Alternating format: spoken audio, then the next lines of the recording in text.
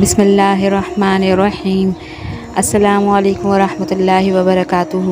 میں ہوں سائمہ مستقیم اور آپ دیکھ رہے ہیں ہسٹوریکل ورلڈ۔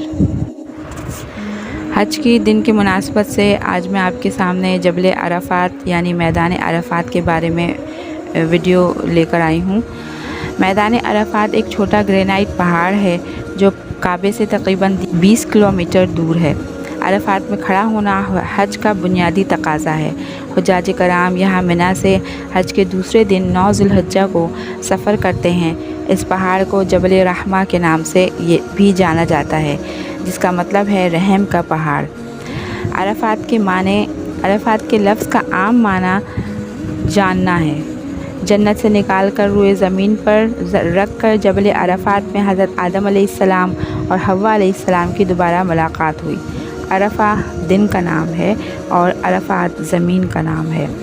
حجاج کے لیے عرفات کی اہمیت: عرفات پر کھڑا ہونا حجاج کا ایک لازمی حصہ ہے۔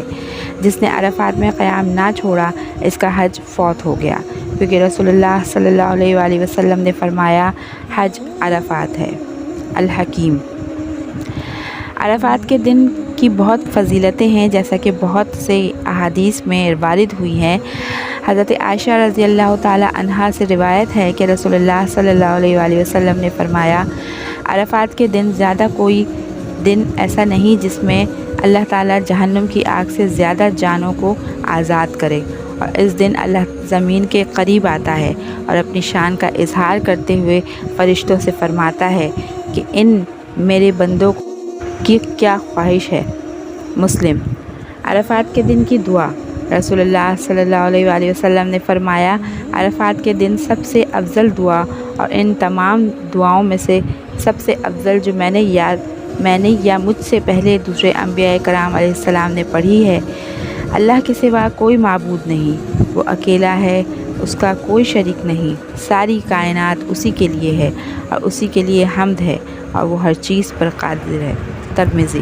عرفات کے دن کی دعا ایک اور حدیث میں ہے کہ رسول اللہ صلی اللہ علیہ وآلہ وسلم نے فرمایا غزوہ بدر کے دن کے علاوہ کوئی دن ایسا نہیں جس میں شیطان عرفات کے دن سے زیادہ ذلیل، زیادہ مردود، زیادہ افسردہ اور زیادہ غضبناک نظر آئے، اور در حقیقت یہ سب کچھ صرف رحمت کے نزول کی کثرت اور بندوں کے کبیرہ گناہ کی اللہ کی بخشش دیکھنے کی وجہ سے۔ عرفات کے دن روزہ رکھنا: عرفات کے دن کی فضیلت میں سے ایک یہ ہے کہ اس دن کا روزہ گزشتہ اور آنے والے سالوں کے گناہوں کا کفارہ بن جاتا ہے۔ ابو قتادہ رضی اللہ تعالیٰ عنہ سے روایت ہے کہ ایک آدمی نے عرض کیا یا رسول اللہ صلی اللہ علیہ وآلہ وسلم، عرفات کے دن روزہ رکھنے کے بارے میں آپ کا کیا خیال ہے؟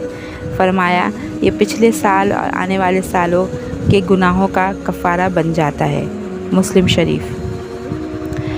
یہ روزہ ان لوگوں کے لیے مستحب ہے جو حج پر نہیں ہیں۔ جو شخص حج پر ہے اس کے لیے عرفات کے دن روزہ رکھنا سنت نہیں ہے، کیونکہ رسول اللہ صلی اللہ علیہ وآلہ وسلم نے عرفات میں اس دن کا روزہ نہیں رکھا تھا۔ امید کرتی ہوں آپ کو چھوٹی سی یہ معلوماتی ویڈیو پسند آئے گی۔ میرے چینل کو لائک کیجیے، شیئر کیجیے اور سبسکرائب کیجیے، اور بیل نوٹیفیکیشن کو بھی پریس کر دیجیے۔ ملتے ہیں کسی اور نئی ویڈیو کے ساتھ، جب تک کے لیے اللہ حافظ۔